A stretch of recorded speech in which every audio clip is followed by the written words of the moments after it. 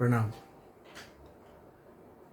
Today, I will be concluding the series for death, and I hope you would uh, learn something out of those series, and then you would be able to enhance your life in a way that you live inclusively and you live your life with full joyfulness and have a good life along with a good way of death. So, talking about death, I would say people.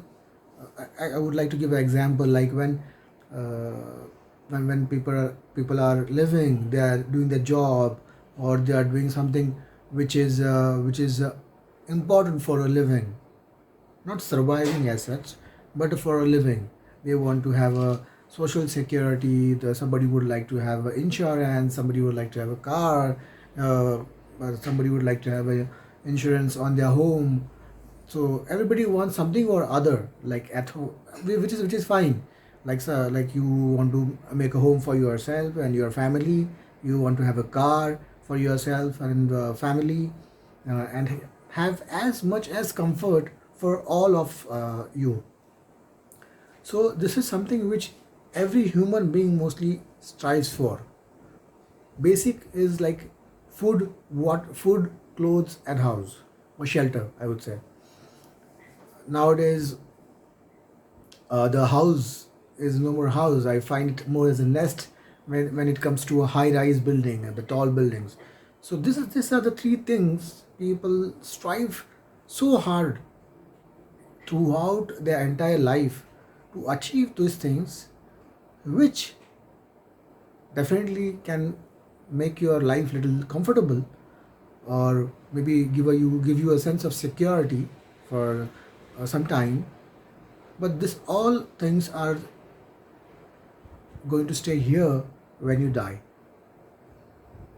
So this really amazes me when I see people trying to accumulate things which are going to stay here when they are no more. And it really is like my intellectual does not accept the fact that you want to accumulate those things which are going to stay here for somebody else, maybe for your generation, upcoming generation, or future generations, but nothing for yourself. So I am again saying that I am not against the comfort or having the required necessities of life. Those are required, and one should definitely work towards getting those. But you should be very clear about one thing, and that is all this accumulation which you are going to do. I would use materialism, which you are going to accumulate, is not going to go with you when you die. It is going to stay here forever. So, one aspect of life which education, which society, which family members, which everyone around you teaches you is how to get this materialism accumulated. No one teaches you what to accumulate so that that can be carried when you die. This education is also very important. So I will conclude this death episode by talking about this.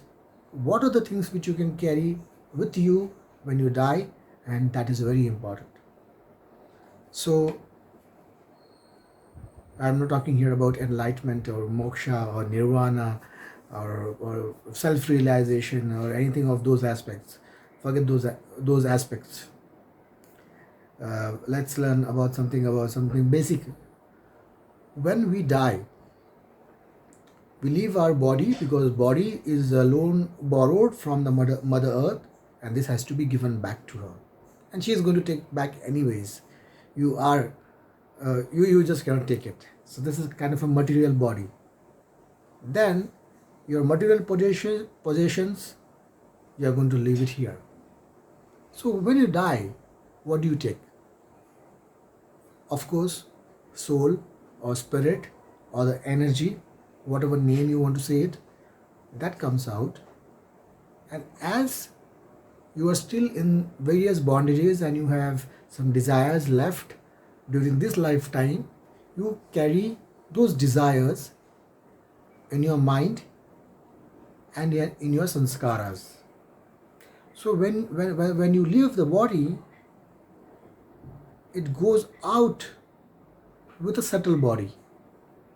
And that's why we call, uh, sometimes people share the experiences that they have seen the ghost, they have seen somebody, or they feel the vibrations of the person who has died, because there is a subtle body aspect which goes along with the spirit.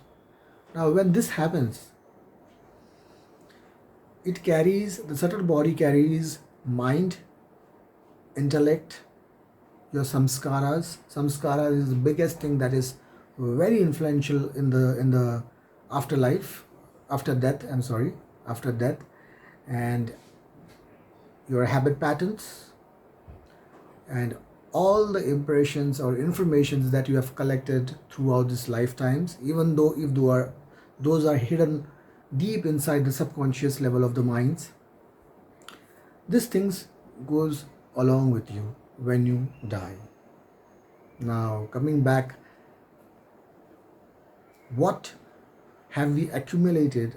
I will call this after death possessions which we are going to carry as the spiritual accumulation. So whoever in this world, there is not a single person who is not spiritual, because if there is a spirit in you, you are spiritual. That is what it means. You have a spirit, and the spirit, if you have, you are spiritual. Spirit goes off, but spirit is still spiritual. So spirit carries samskaras, mind, subtle body, habit patterns, and his karmas, and loads of information of lifetime. So what you have to look is, what are you willing to carry along with you when you die? That is the real wealth after death. Now say, for example, you are an angry young woman or angry young man, very dominating, very strong, influential person in this world. A lot of ego you are going to carry inside you, a lot of attitude which as a habit pattern you are going to carry with you. So it might look very impressive in this world, in the material world. I'll use a word as material world when I talk about the physical plane of the life. So this might be very influential. People feel terrorized. People feel you are a very strong human being, or you are a very strong personality. That's fine for this life. But when you carry this along with you after your death, do you really think it's worth? I recollect the Yahoo CEO, when she was pregnant, she joined the office within 2 weeks. She was trying to set an example that women can do this, like after pregnancy, deliver a baby, and are strong enough to come back and join the office. That's a very, very bad example that has been set actually. It might sound very successful in the corporate industry, but in reality, the child needs the mother. Even if mother doesn't need a child, it doesn't matter. But child needs the mother. Child needs that cuddling, that love, that affection, the feeling of sense. How does a child who cannot speak, who does not have knowledge, who is not intellectually still exposed to talk about, feels the touch because he has come with certain samskaras, and you are neglecting a complete newborn baby is not a great example. Well, that is just an example. In many such examples are there.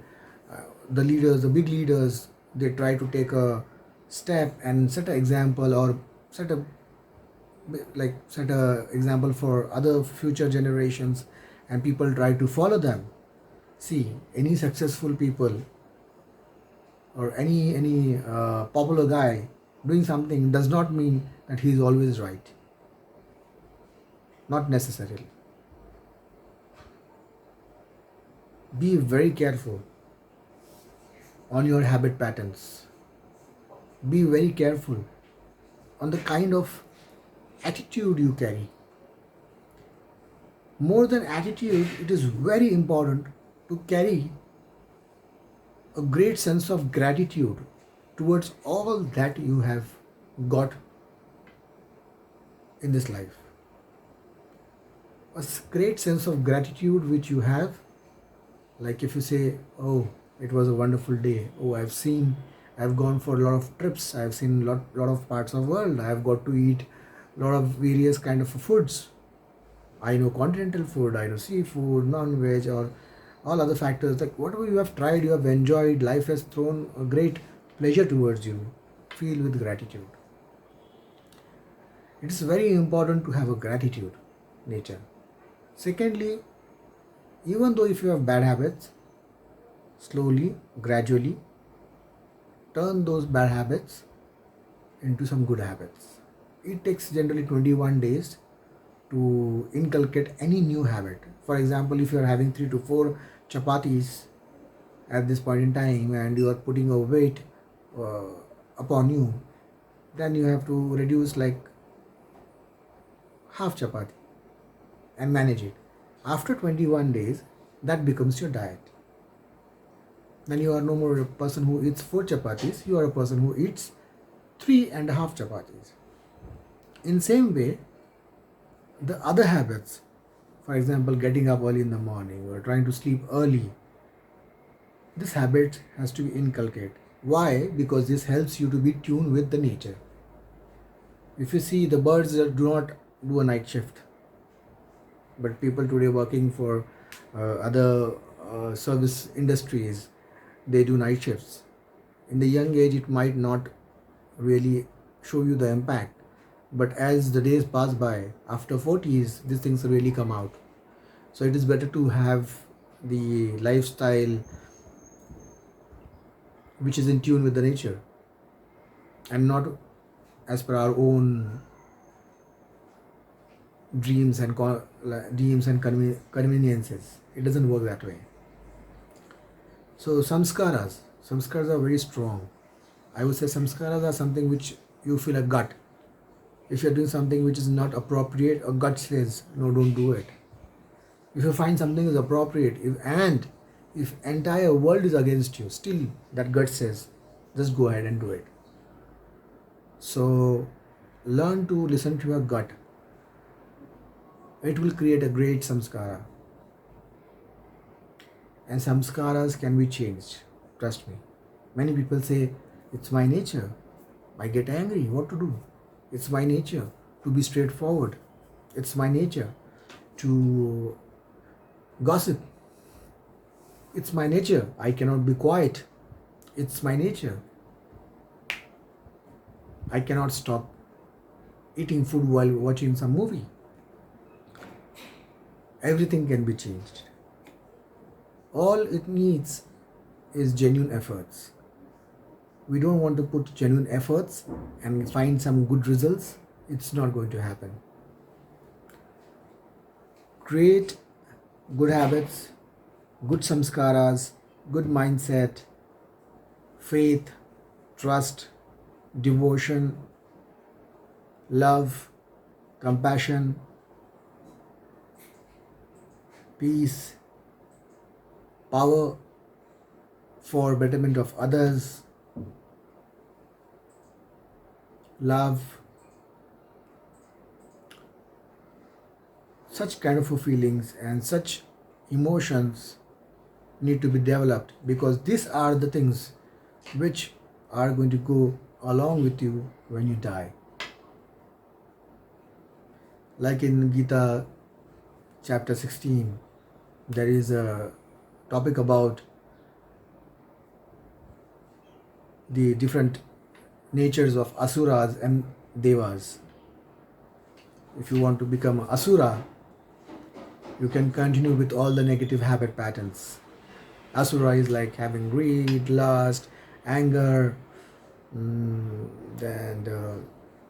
being untruthful, and a lot many things. And devas are the people who are going to be faith of like devotional, loving, compassionate, forgiving. These are the nature of Devic attributes. So that's an analogy or aspect called as devas or asuras. We all are a mixture of asura and a deva. What we want to become is our choice. If you really want to become a deva, yes, you can become a deva. You are God by itself, because you can create your own destiny if you take the karma in hand. So if you want to die peacefully, lovingly, compassionately, you have to work while you are alive. Once you die, you are going to go with the same samskaras. Nothing is going to change. Then again, new life, and then again you are with the same kind of a temper, same kind of a lust, same kind of a greed, and so on and so forth. I don't know how much time you have. If you think that you have lifetimes and lifetimes and lifetimes to go in the wheel and go into a slow motion, thinking that okay, someday I will do it, let me first enjoy some good moments, let me dominate the world, let me be very powerful to do whatever I feel like, that is your choice. But if you really want to enjoy the peace within, the joy within, the bliss, the ecstasy, the pleasure, that's what is experiential, and that is what is called as self-realization, nirvana, moksha, freedom from the clutches, so on and so forth. And whatever faith you are in, trust that faith, and genuinely, when you will start becoming loving and compassionate, and you all have those godly attributes inculcating in you, it creates a very, very big impact on your life, on your family, on the society. If you want to build a great society, this is how one, I think, should live, okay, in my opinion. And if you really want to die peacefully with all such attributes, you should definitely try to improvise on those aspects. So I would say live exclusively, I mean to say be also very inclusive in life, and die gracefully. So I conclude this death series. Actually, there is a lot to talk about. Even if I talk every day about this topic, I don't know how much. This is like an endless conversation which we can have. But yes, if somebody is really interested, please feel free to put a comment, or you can try to email me. Maybe I can just help you to get the things changed, or the methods which we can use to change our habit patterns. And I hope you have enjoyed the series throughout. And that's all for now. Stay safe, stay at home, and take care of yourself. Shambho.